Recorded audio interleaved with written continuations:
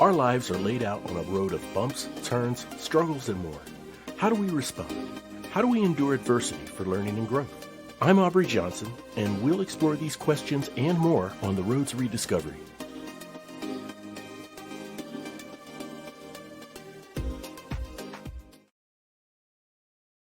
Hello, everyone, and welcome to another exciting episode of the Road to Rediscovery. I'm your host, Aubrey Johnson. The Road to Rediscovery is about reflecting on life lessons to learn and grow from them, and of course, pay it forward and uplift others who are struggling through dark times. Now, as you know, on the Road to Rediscovery, we are very passionate about delivering quality content that is of value to you and your personal growth. If you like what you hear, please visit roadtorediscovery.com/donate. That's road, the number 2, rediscovery.com/donate. We'll give you a shout out in a future episode. And as always, there is no obligation. We are truly, truly grateful for your listenership. My special guest has just released her first book, Discovering My Gypsy Soul, a book that talks about self-discovery and living authentically. She's the founder of the Gypsy Wanderer, an organization and community that inspires people to follow your heart and find joy in your journey. Get ready for a great conversation of purpose, passion, self-love, and more. And let's welcome Catina Borgmann to the show. Catina, welcome to the show. It's so great to have you here. Well, thank you for having me, Aubrey. I'm glad to be here. Oh, no, thank you. It's my pleasure. We're glad that you are here. Now, I read an excerpt from your book, okay, and you mentioned that the term gypsy can have a negative connotation. And I think you even shared some history on the derogatory use and slang behind the word or variations of the word. So can you help the listeners understand when you're talking about the Gypsy Wanderer, when you're talking about your gypsy soul, give them the context in which you speak of that in your book and your blog and your website. Right. The word gypsy can sometimes be negative because it can refer to a group of people. Gypsy soul, though, is more of a personality. Mm-hmm. Something, free-spirited and gypsy soul could be interchangeable. Right.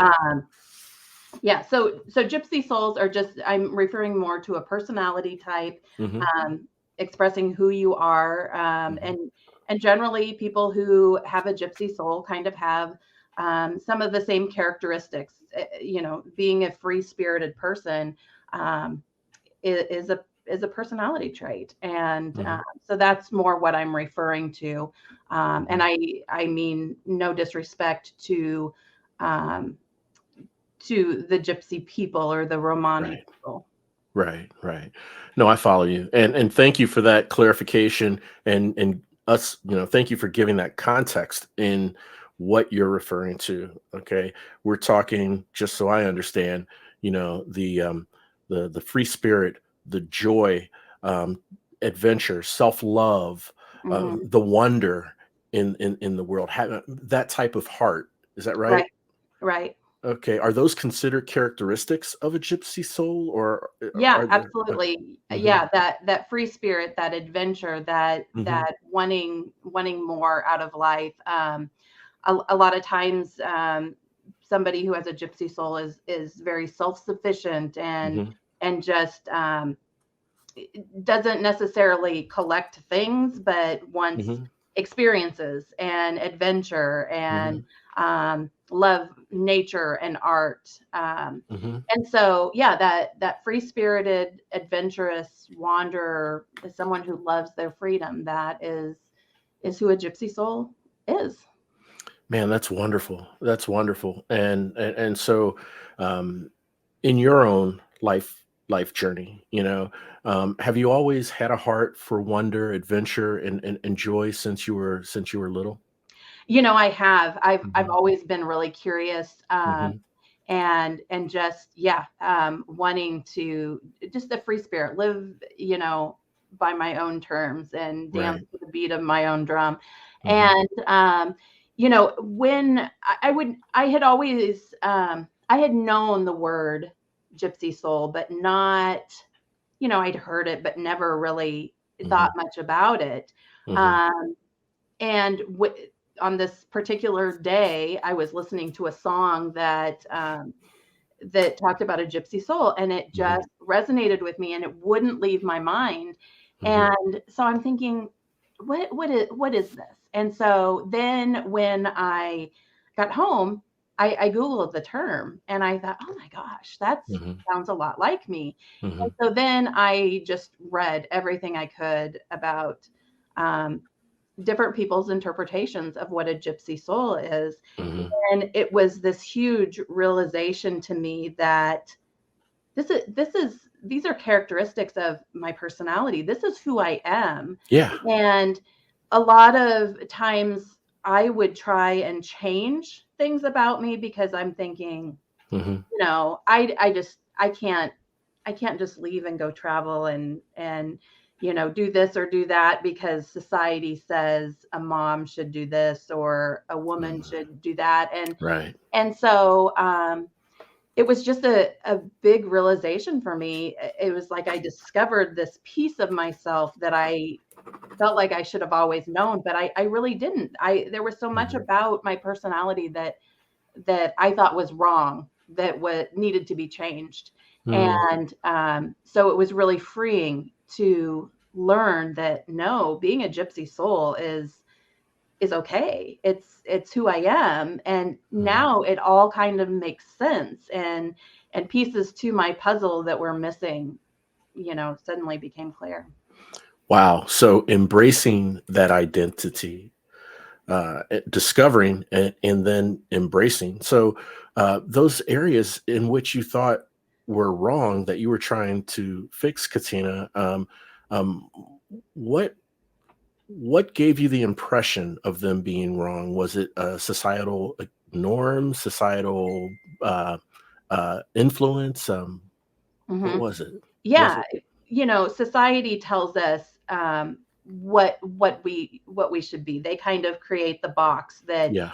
that women and people in general feel like they have to stay within, Hmm. um, to be accepted. Hmm. And I didn't always fit that societal norm. Hmm. And I in 2016, my daughter was still in high school, and I left and went on an 80-day road trip by myself. And Wow. Really? yeah, but society says you can't leave your daughter, Hmm. you can't Hmm. leave your home, Hmm. and you're just going to go travel the world by or travel the country by yourself, Yeah. and you really don't have a clear itinerary. You're just going to kind of wing it. Right. Right. Society says that's crazy. You Mm-hmm. can't do that. Number one, you have a child at home, and number two, you're by yourself. You can't do that. And I'm very fortunate that I didn't just leave my daughter at home by Right. Right. herself. Yeah. She stayed with my parents, which she's very close with. Her dad That's was great. in town. Her brother was, Hmm. and so it wasn't like I just said, I'm leaving and I'll be No, you back weren't soon. negligent. No. Right, right, No. right. Yeah. But the But initial thought that people mhm. have, that society has, is that's weird. That's different. That's not how you're supposed to do things. And Mhm. so, yeah. Yeah, it sounds like there's a hint of judging or judgmental, flavor that is coming from some parts of society when they hear that a woman goes on an 80-mile journey alone, and that's it's terrible. I mean, there's so many things that are assumed, without knowing the person, without knowing Mhm. their situation. Right. Yeah, and so All they hear is you're a mom yeah, leaving your child to go on an adventure, yeah, and so yeah. yeah, and then they tend to judge, which no one should do, right? So, Right. yeah, yeah. So when you did that, I mean, I always felt like whenever you make a calculated decision to wander. Okay. When I say calculated, it's not like you're throwing everything away and neglecting everything, to your point earlier. But when you make a calculated, meaning that you're taking care of your business, making sure things that you're responsible for are handled, Hmm. and you are mindful of your safety, Hmm. okay, and your surroundings, your environment, with all that in order, and you can still wander, can still not have an itinerary, right? Um, without being confined to an agenda, there's a degree of freedom, a level of freedom that you feel, right? Oh, absolutely. And Hmm. that's what was so amazing. And I learned so much about myself because Hmm. even though I'm very self-sufficient, very independent, Yeah. um, you are truly out there by yourself. Yes. You're making every decision. Hmm. Um, you don't have a navigator with you. Right. You Right. don't have somebody to say, "Oh, I don't care. What do you want to do?" Yeah. What do you want for dinner? I don't care. What do you want? Yeah. You're making literally every decision, but it was, so you learn a lot about yourself, but then that freedom to just go and do what makes you happy. Hmm. I had a general idea, and I talk about this in my book a little bit, but I had a general idea of the route I would take, but Yeah. I Sure. was not on any time frame. If Right. I found some place to veer off my what I had kind of planned, Yeah. I could. If I wanted to stay longer someplace, I did. If I Yeah. wanted to leave earlier, I did. Hmm. And so I ultimately went 13,454 miles, and was Wow. gone 80 days. I didn't know how long I would be gone. I figured 80 days.2 months, but Wow. yeah. Wow, that is incredible. That is really incredible. And yeah, in that time you can learn a tremendous about yourself, a tremendous amount about yourself. Now, one of the things that I believe the listeners may want to know about your experience with this is, because I think this would creep into some people's minds if they happen to go on a venture such as this, right? Um, have you had any doubts from a security standpoint? And I don't mean from a safety standpoint in your environment. I'm talking about secure in yourself, in your heart of hearts. You're alone and there is no one with you, whether you're having a good time at this restaurant or maybe a bad time in the park. It's a rainy day. You're by yourself. You're in this state where you don't know anyone. Secure in yourself, secure in being alone, not lonely, but secure in being alone. I think it's a true test of that security. Was that something that you may have encountered or discovered? You made a good point that there's definitely a difference between being lonely and being alone. Hmm. And I was somebody who had been single for quite some time, and Hmm. so I was used to being alone, and so I wasn't necessarily lonely. Right. Um, it was it was that was another aspect of the freedom Hmm. because you were able to meet other people. And I'm actually an introvert, which a lot of people don't think that I am, but I Really? really am. Uh-huh. Um, but I can be extroverted, and really I just need some alone time. Right. It doesn't mean that I like to be alone all the time, but Yeah. Yeah. um, it was great to be able to meet all these different people and Hmm. in all these different circumstances. And Yeah. so, you really, that's part of the learning about yourself is, you don't want to isolate yourself. No. So you put yourself out there and you Hmm. you talk to people and you meet people, Yeah. and um you know, I had some of the greatest conversations in Springfield, Illinois at a Starbucks with some retired gentlemen Hmm. that they were so funny. And, you know, we sat and talked for probably an hour, hour and a half. And that Wow. was some of the best conversation. And Yeah. when would you have the opportunity to meet someone? Now, I am originally from Nebraska, so they were in the Midwest, but Hmm. you know, I have, you know, other stories from people, you know, in New York Yeah. that, you know, very different lifestyles, very different environment Hmm. that they're living in. And so Hmm.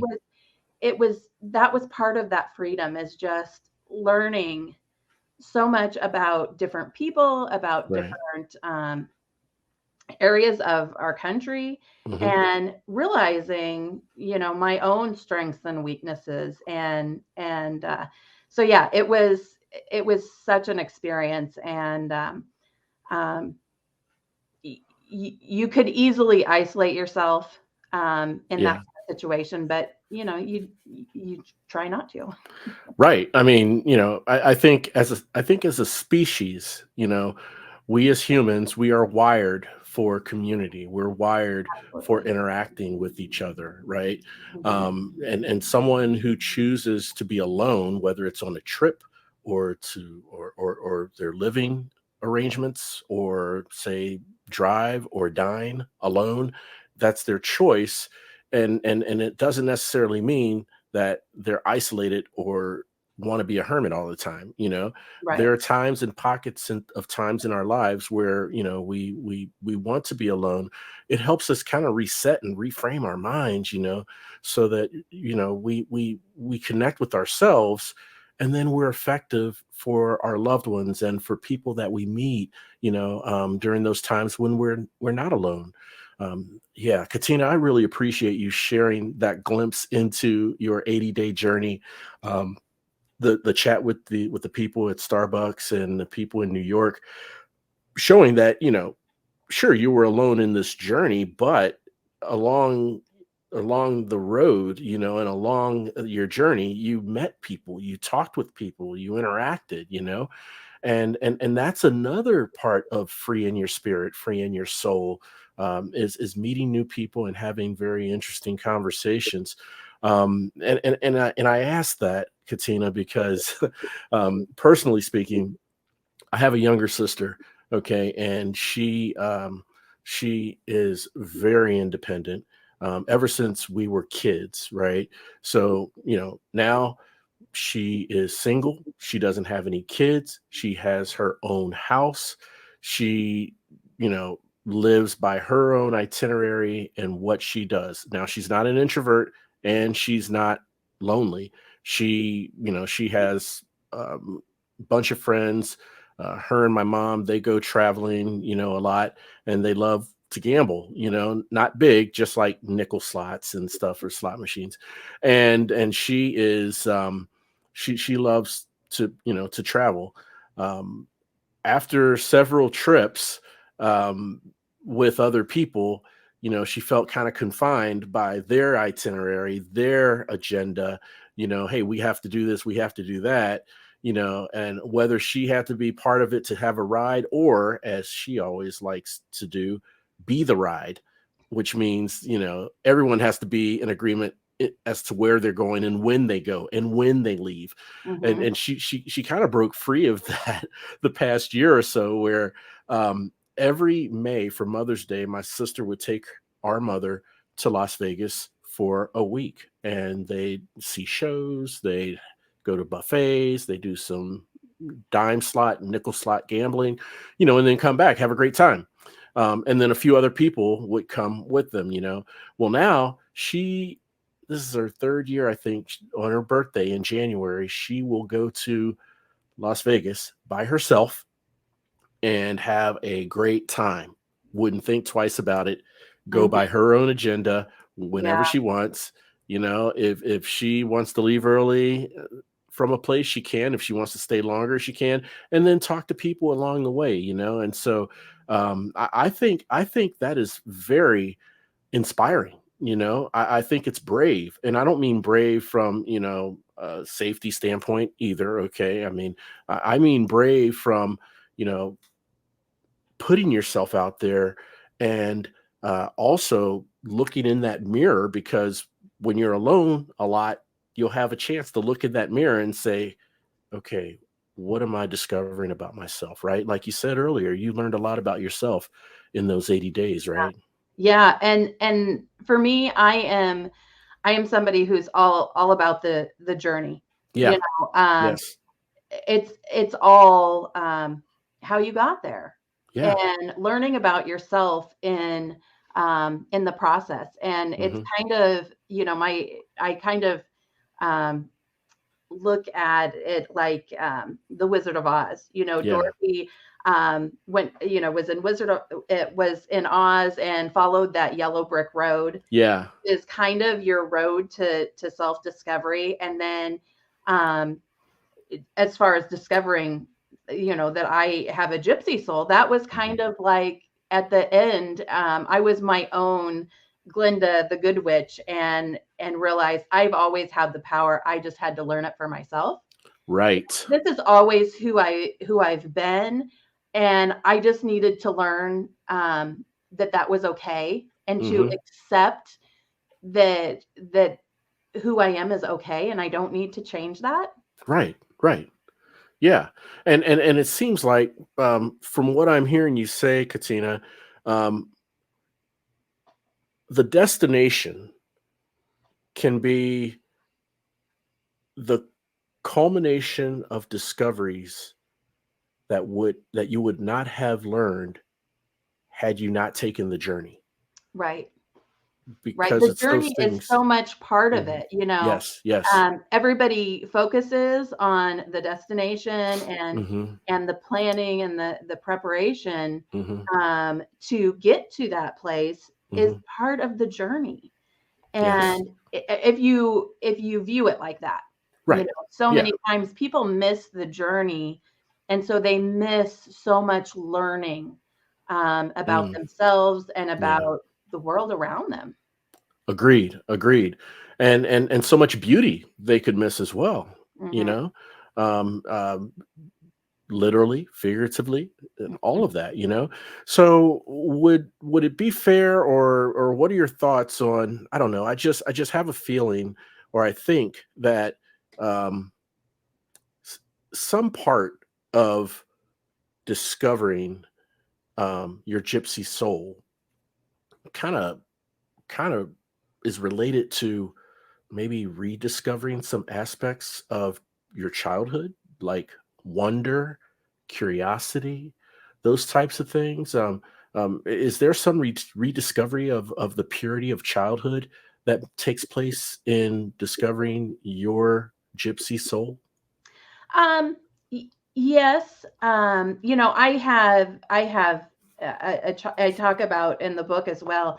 Um, some of the trauma that I went through as a child, and Hmm. how Hmm. because of that maybe influenced the some things about myself that I didn't like, that I thought Hmm. were wrong. Yeah. And so when you have some of those messages early on in your life that are not accurate, Hmm. that leads into your adulthood, and Hmm. you have to relearn some things in order to become a healthy person. And so, yeah, but actually through that, I also was able to realize that some of those things, even through my childhood, like curiosity. Um, Looking at some of my stories from childhood, I can see that curiosity even Hmm. as a young girl, Hmm. and Hmm. um, that how that curiosity served me as a child, but then also serves me as an adult and carries over Hmm. into just that's who I am. Yeah. And so yeah, it was, you know, and I'm still learning. There are still things, even though now I've discovered my gypsy soul, um, there's still pieces of that. I'm not done. I'm Right. in Right. no way done. And there are pieces of that. that I still want to explore and still want Mm-hmm. to look at and see, where did some of where did some of those traits come from? And Right. are some of those traits, um, who I am because that's who God made me, or is that who I am because of my experiences? So, Understood. continuing to dig in and explore, Yeah. who I am, and I found, just a treasure chest by discovering the term Gypsy Soul and looking at that and exploring that. But there's so much more to go through and just continue to discover. Yeah, no, I'm sure it is, and I know you're still on the journey, right? I mean, it's yeah, it's It's an never ending. never ending. It's an ever learning journey, which is why I think it's important to embrace the journey, right? Hmm. Yeah, no, for sure. And you alluded to your childhood and some trauma that you've gone through. And I Hmm. was going to ask you, and I think you alluded to the maybe one of the answers to relearn some things. But I was wondering, what other insights can you share for someone who wants to have the confidence, self love, and joy of a gypsy soul, but they have maybe, let's say, endured some trauma, maybe verbal abuse, emotional abuse that caused a negative impact to their self-esteem and confidence. How can they address rebuilding their self-esteem and confidence so that they can pursue self-love and joy and wonder and so forth? Anytime that you have, a history of trauma, of any kind Mhm. of trauma, you always have to address that, Yes. because that is something that just doesn't go away. People try to, make it go away all different kinds of ways, Mhm. and you're really just covering that up. But eventually, at some point, and nobody wants to do it, Right. but you have to look at, what happened to you, Yeah. and how that, shaped your views of the world, Mhm. of, people, Mhm. Mhm. and so really, when you're addressing some of those things, your authentic self is eventually gonna start to come out, Yes. and you start to realize some of the things that you have learned were not a true picture. And when you can see those pictures clearly for what they are, you start to feel more and more like yourself. Like, Yes. this is who I am. This is my authenticity. Mhm. And you start to own, your own personality, your own values, your own spirit, uh, Right. regardless of what you were maybe told, Mhm. those things were. And so, you just have to really be honest with yourself and with others, and you have to take responsibility for yourself. And part of that responsibility is healing. And make sure your values and your ideals and your actions all align with who you are. And you really, as you start to heal what happened to you, you start to see how out of line, some of your perceptions were. And Mhm. so, Mhm. you start to become comfortable in your own skin.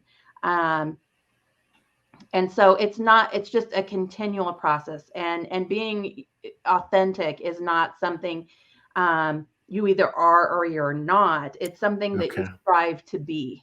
Right. Right. And so you have to challenge yourself, because, Mhm. um, you can easily get sucked back into, um, old patterns and old Oh, ways of sure. thinking. Yeah. And so, yeah, I mean, it's work you have to do. And if you don't, um, it will haunt you.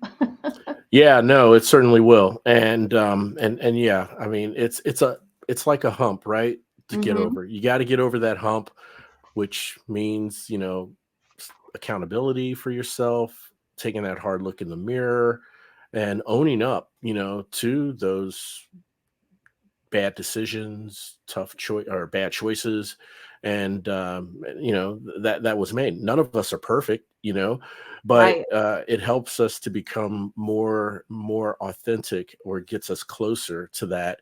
I guess the more you do those self evaluations, the more you take a look in the mirror and try to align with who you are, your thoughts, your Absolutely. beliefs, your emotions, all that lining up with who you are, is being true to yourself. So that's great insight, Katina. Thank you so much for sharing that. Now, I believe, if I'm not mistaken, in chapter 2, you talk about um, an old soul in a modern world. Hmm. Can you kind of unpack that as far as sharing what that means for the listeners? That was another word that I um, had heard before, but Hmm. wasn't really sure. Hmm. Um, you kind of have an idea of what you may think an old soul is, but really um, digging into that and understanding what that is. And we all have connections to the past and Yeah. um, to you know the people that came before us. Right. And so one of the things that I write about in that chapter, that you know I was thinking about um, the people that came before me. Yeah. And we get so many things passed down to us through generations. Hmm. And we look at um, you know our ancestors didn't necessarily have Facebook, so we can't go back and look at their Facebook and see Right. all the Right. things that they were doing and thinking. But Hmm. we look at pictures, and we have kind of this vague idea of who they are, but we don't really look at their personality Hmm. and Hmm. what comes from, what are we getting, what are they passing down to us. And then Right. um, leaving some sort of legacy. And maybe I'll have a great great granddaughter someday that finds she has the same characteristics as me, you know. Right. And so who knows where some of this comes from. But having an old soul, you feel that connection to the past, and that may come out in various different ways. It may be that you have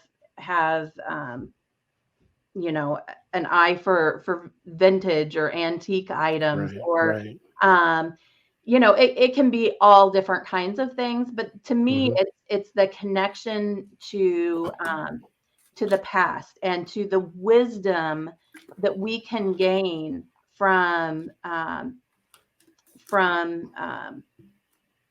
previous generations.